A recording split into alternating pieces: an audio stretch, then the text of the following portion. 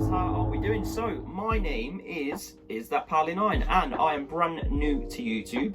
I've been streaming on Twitch since around sort of June, July time, and I recently made a transition to make my channel into a zombies channel. So, you know, it's been a little while since I've been streaming, but you know what? I'm enjoying every single second of it, and I made the choice to transition my channel into a zombies channel because it's something that I'm passionate about. The zombies community is one of the best communities ever. You know, they all pitch together when it comes to Easter eggs and stuff like that, and I've watched zombies for like 10 plus years, and it was only the right thing to do. As you can see, I've got the Call of Duty perks, I've got the perk top, you know, that just says it all. I'm loving zombies, man. It is amazing. Die Maschine has pulled through. Now, for any of those that are watching and you're wondering why I'm watching this video, it's basically a quick introduction about myself, and it's also I'm hoping to give you guys some advice about sort of how Die Maschine works and the best route that I've possibly found throughout the game, and the best advice I can possibly give you. So, upon starting on Die Maschine, I found that the movement is really good. I like the movement. I like the fact that you can slide. We tried to get the Xbox and the PlayStation, but the mobility is really good. The only thing that I've found is that I tend to get stuck in certain positions. Like, for example, in Black Ops 3 zombies, if you got into a bit of a corner and you got a little bit stuck, most of the time you could find your way out of it, okay? But what I found in Die Maschine so far, and I think it's because it's only just launched, okay, so it could just be that, but I found that if you get stuck in a corner, unless you're using your L1R1, or if your Xbox uses the other one, because I don't use Xbox, unless you're using your specialist, so your frostbite, anything like that, you're kind of not going to get out of it, and it's happened a couple of times. So I think that's one problem, okay, and we are going to start with the two bad things, okay. We've already covered one of them. The second one is the points, okay, and I'm pretty sure that the rest of the community is probably going to agree with me in the fact that the points just ain't that good, okay. So I did struggle, okay. I did struggle at first because I was like, I'm shooting a bunch of zombies right now. I had my XM4 out, there was a whole train, and I'm pretty sure I could, because obviously in the old Black Ops 3 zombies, you know, even Black Ops 4, every zombie that you would shoot, you'd get 10 points, okay? You would completely get 10 points. What I've found so far is that when you're shooting like a whole horde, the points are going through, but your score doesn't change. And I don't know whether that's something that is, again, a bug, because it is only this sort of the first week of launch, and I understand that completely, but I hope it changes. And I'm sure that I'm not on my own on that one. So they are the two things. They're the only two things in the whole entire game that I think are a negative, okay? But they're not even that much of a negative because the game is amazing, let's be honest. Let's not take away anything at all. Let's not take away anything at all from the game, okay? Because the game has been insane. The weapons, the fact that you can go in there with your loadout is just amazing. Now, I want you guys to let me know below in the comments, what gun do you drop in with Die Maschine, okay?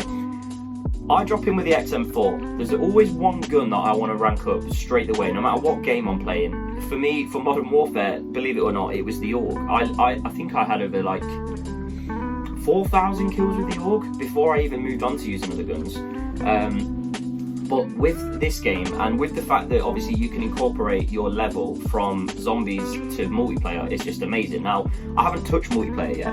I played the beta, I played the alpha, I played the beta, and I found it was really cool. But the fact that zombies has dropped in, the fact that it's as good as it is, I haven't even touched online yet. So I think that says quite a lot about the zombies mode. I wanted to, again, make the transition to zombies because it is something that I'm passionate about, it is something that I love, and I'm really, really glad that I did it. For me, I want to be playing zombies non-stop as much as I'd love to. For anybody that doesn't know, I am engaged, so it's trying to find like the work balance as well, because obviously I go to work, the work balance, the family balance, and the zombie balance, and the streaming balance. My streaming schedule does mostly tend to be Monday, Wednesdays and Fridays, but if you do like what you're seeing and you are interested in my schedule, that sort of thing, feel free to head over to my socials that I will link down below in the bio. So, moving on.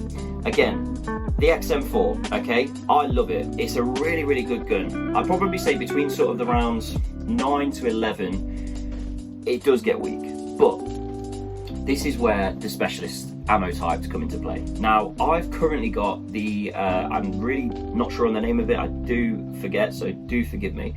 I've got the first fire one, level 3, okay? I've got burst tier 3, so that to me means that if I haven't got enough for upgrading, obviously I can just stick it on there straight away. It's not a method that I've used yet, so for anybody that does use that method and doesn't save up to upgrade straight away, be interesting to know why, so do let me know in the comments. But the perfect method that I've found with the gun that you start with, make sure you save 5,000, get the power on straight away, get upgrading, and then you're set, okay? Now the XM4, again, I'm mainly focusing on the gun that I use, okay? So the XM4, once it's upgraded, it's probably good for, I don't know, say maybe 11 to 15, I would say. That's upgraded once, okay? When it's upgraded twice, it's a different story because it is really good, and then obviously upgraded 3 times. I've only done that once so far. Now, I've played probably about 12 hours of zombies so far, split into a couple of different days. The gun that I have found that absolutely kicks arse straight away is the Gallo 12, the shotgun. You can buy it for 2,000 off the wall. Perfect gun to start off with, okay? For the bosses, it absolutely shreds, and I'm sure there's people watching this that completely agree, okay? It costs 2,000, blue common off the wall, right near the plane wing. 2,000, save up your cash, get that upgraded straight away, because any of them bosses that come in, the Megaton, and when they split in half, oh my god, the shotgun absolutely shreds. And it's such crucial advice to people that are starting off, that get these zombies and they're like, oh my god, I don't know how to kill them. What should I use? I've got to wait for the ray gun to kill the bosses. No, you don't. Trust me, you don't have to wait for the ray gun to kill the bosses. You get this Gallo 12. From what I've found so far, there obviously is other guns out there that I would say are, you know, could possibly be better than the Gallo 12.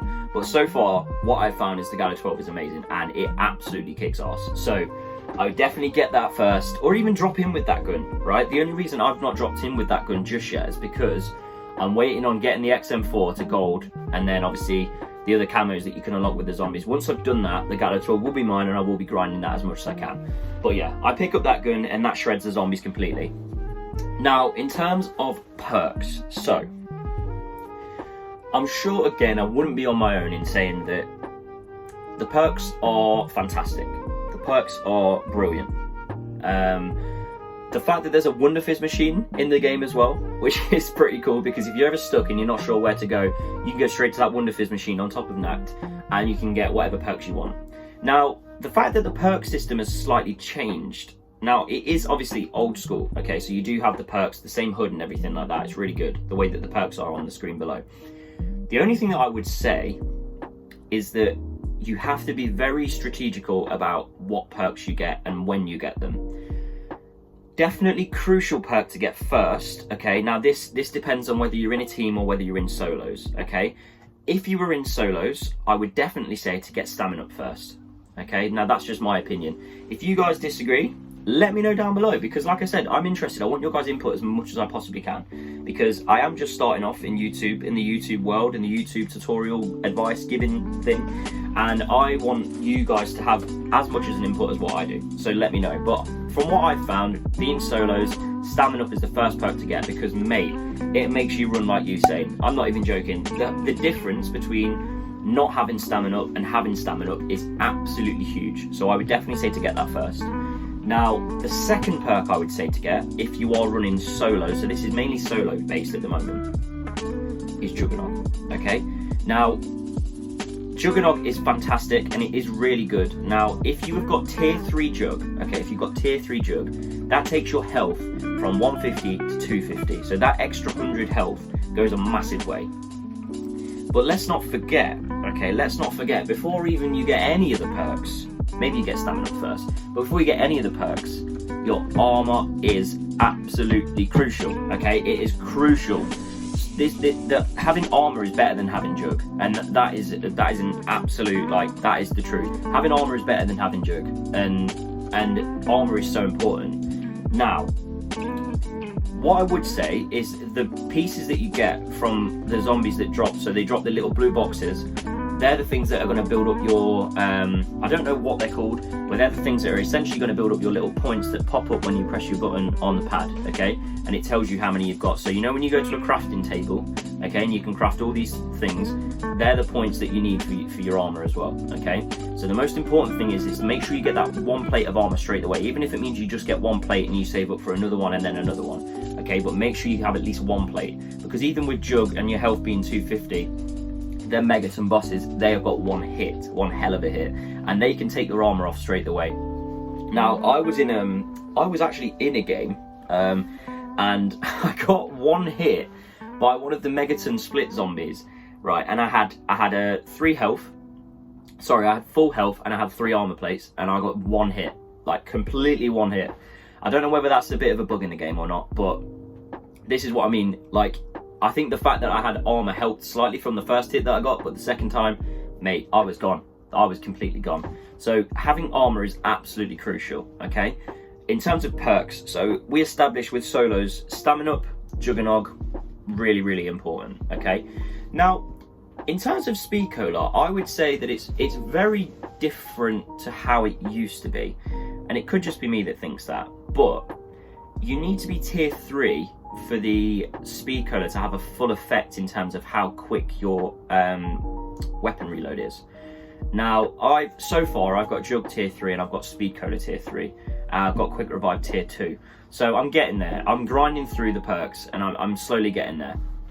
Now, I have felt a little bit of an effect on the Speed Cola, so I do feel like it does reload your gun quicker. What I have found is, for example, on the Gallo 12 shotgun, in terms of it going, you know, like and completely reloading your gun really, really quick, what it does is it reloads your ammo quicker. So if it puts 1 shell in, it essentially fills up more shells.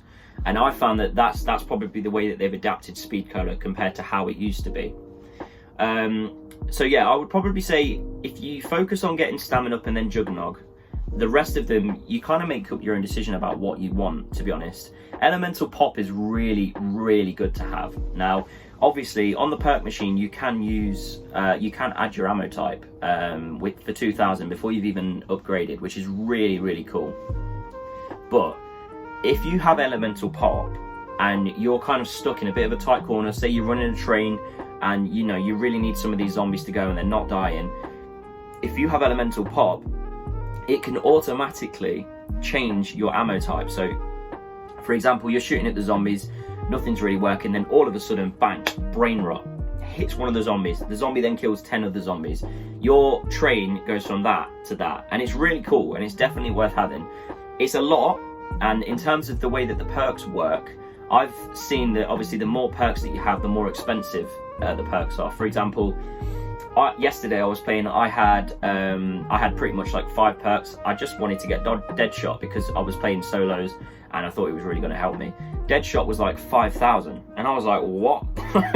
I don't remember paying 5,000 for Deadshot.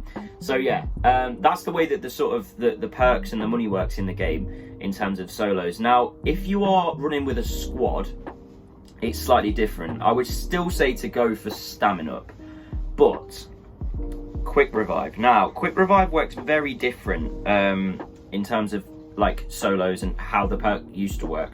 Now, with regards to Quick Revive, if say for example one of your team members does go down, if you get Quick Revive, you revive them. So say for example this is your health bar, right? So your health bar usually is the whole way around. If you're trying to revive someone, you have to wait for it to go all the way around. Now, if it's Quick Revive and you're playing with a team, it just goes halfway, which is really cool. It's really, really fast, and I've found that it's really helped me out as well in terms of how quick it is to revive someone, when to take that risk. Say for example you've got a boss behind you but he's a little bit further behind, the rest of the train is coming, your friend is alone, he's down there, he needs reviving, there's nobody else around you, bang, you can get him up straight away. Okay, so it's really, really helpful. In terms of solos and having Quick Revive, I'll be honest with you, I've not properly looked into it yet about sort of the effects on how it works, but I'll definitely be coming up with more videos. So I'll be doing a video for each and every individual perk, how it works, when's best to get it, when's not best to get it, when's best to save up for it, that sort of thing. So don't forget guys, there will be loads and loads of videos coming out on my YouTube channel of the best advice about perks, the best advice about where to train, all that sort of thing. I'll be trying to cover as much as I can. I'm brand new to it, so you have to forgive me. I'm currently in my shed right now. I'm working with what I've got. I'm literally recording myself off an iPhone, which is why the angle's a little bit weird, but I wanted to make sure that you saw the perk bottles in the background as well. So yeah, that's pretty much it about the perks, I would say, so far, and sort of what best guns to go in with. Now, again, in terms of bosses, it would definitely be best to get a shotgun or some sort of heavy-duty gun that can kill them bosses straight away, because they take a ton of health. Now, in terms of craftables, so I'm going to relate back to solos, okay? Craftables, I've seen a lot of videos of people using different methods on what's best to get, what's not best to get, okay? So I'll probably say what's best to get in terms of your craftables is definitely the stims. The stims are going to help you out massively, okay? And you can craft up to 5 of them.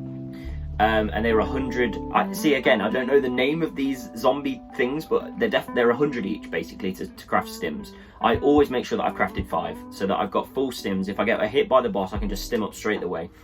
Most of the time when you kill a boss as well, they drop armor plates, so it's always good to know that you're picking up everything that the bosses are dropping, especially when you're in solos, because that stuff comes in handy.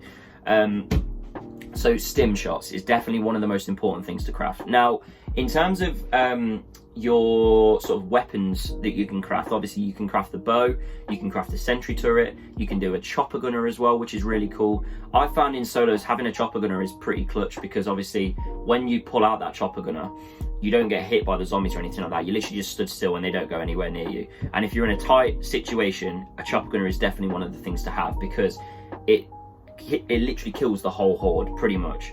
Now, the only thing I would say is if you're underground, okay, if you're underground, say you're training underground, you've not opened the door behind you, you're in a little bit of a tunnel, and I'm pretty sure you guys probably know which certain part on the map that I'm relating to. So you go down from the plane wing and then you run straight in front of you, and you've got the tunnel in front of you, which is open. So say, for example, you go all the way down there and then don't open that door. That's a perfect place to train, okay? Perfect place to stay there and go for as high a level as you possibly can, because you've got a craftable table right here as well.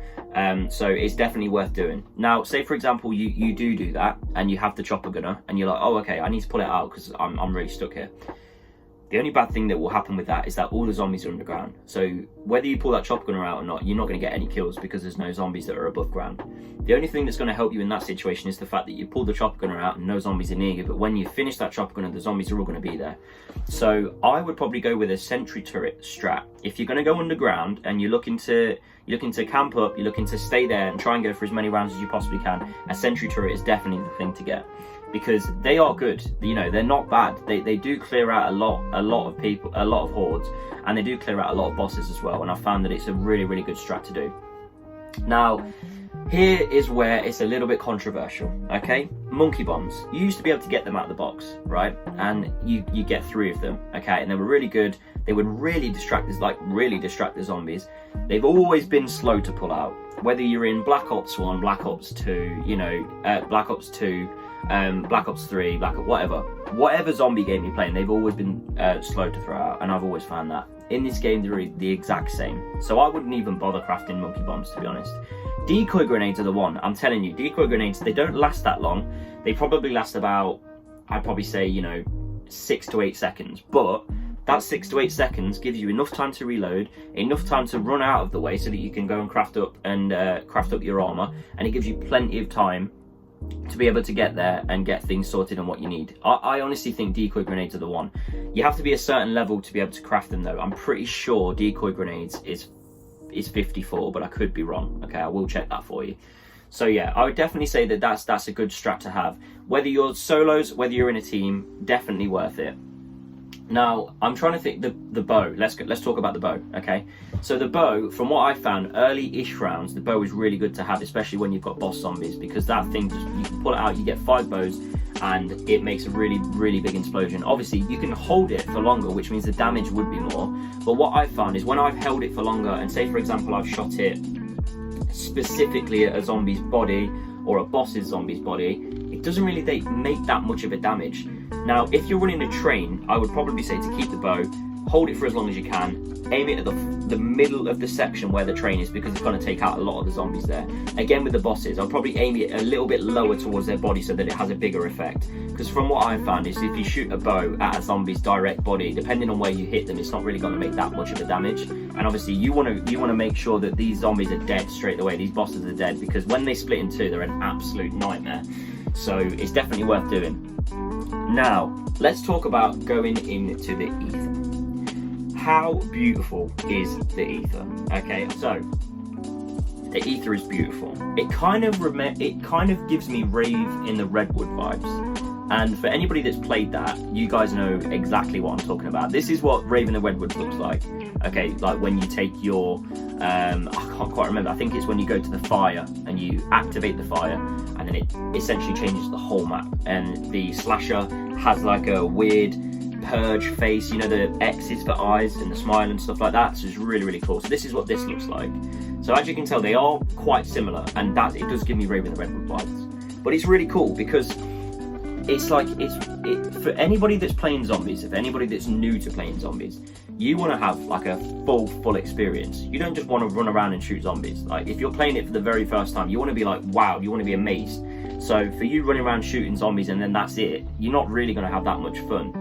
If you've got elements like the Dark Ether, if you've got elements like armor, elements like Pack-a-Punch, elements like being able to jump in with whatever gun you want to jump in with, okay, to start off with, especially for beginners. If the beginners are going to jump in with a pistol and it's not going to last that long, you're not really going to have that much fun. But if a beginner can jump in with his favourite gun or her favourite gun that they love playing online, then mate, you're laughing. And the fact that you can go and craft all these bows, you can craft sentry turrets, chopper gun, it's amazing. First time zombie players, it's absolutely a dream come true. And there is so many people that I know that have never played zombies before and are giving it a go now, and they absolutely love it.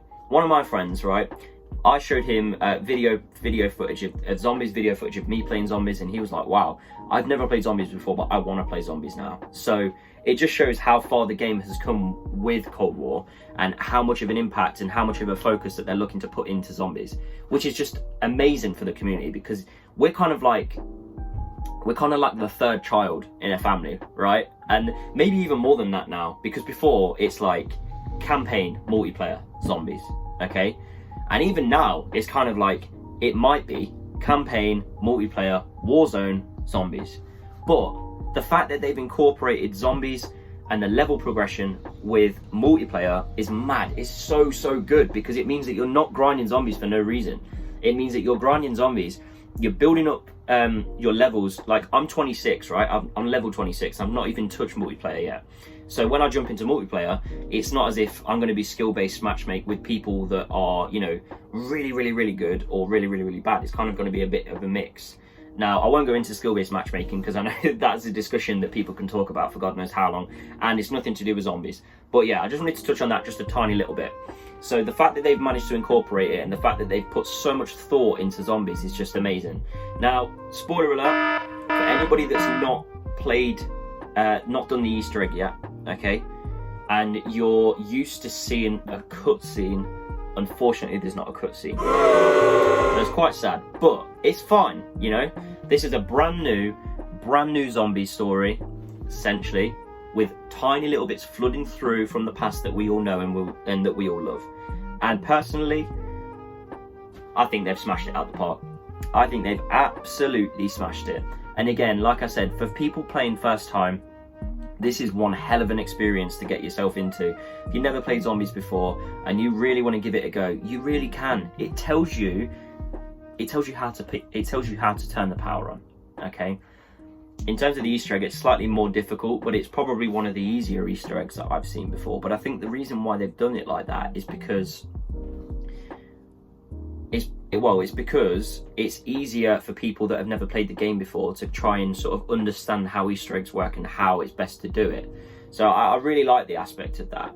And in terms of like overall game, I swear to God, without the points being what they are, I would definitely give it a 10. I'd definitely give it a 10 out of 10. It doesn't deserve any less than that, because it's amazing. It's got everything that we've had before, and it's got all of the new stuff that they've added in. I don't have a problem with any of it. Like, armor is amazing. It's not a chore. It doesn't seem like a task that you have to go, oh, I've got to go get my armor filled now. Because say, for example, you've got 3 sets of armor, right?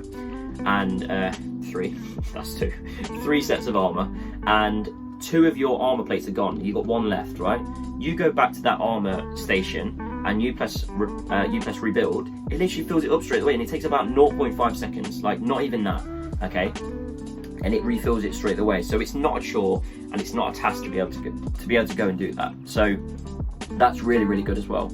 Now, I wanted to cover sort of most of the stuff that I've come across in the game so far.